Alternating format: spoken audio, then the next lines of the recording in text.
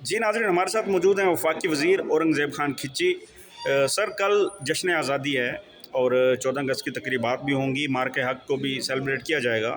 یہ بتائیے گا کہ پی ٹی آئی کی جانب سے احتجاج کی کال دی گئی ہے، آپ اس پر کیا پیغام دیں گے کہ جشن آزادی منایا جائے یا احتجاج کیا جائے؟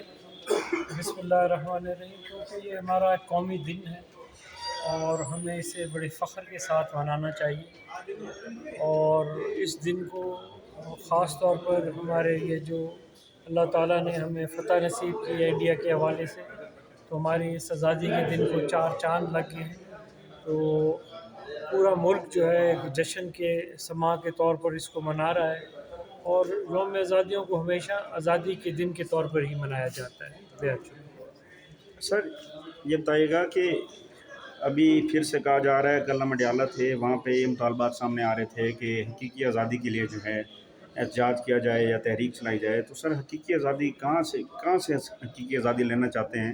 اسٹیبلشمنٹ سے، حکومت سے، یا امریکہ سے؟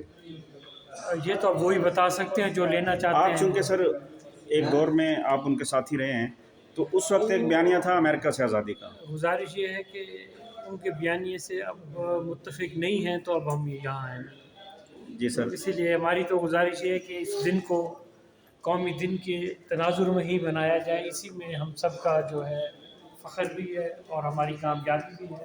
سیاست کے لیے پورا سال پڑا ہے، قومی دن کو قومی دن کی طرح ہی منانا چاہیے۔ Thank you sir. Thank you.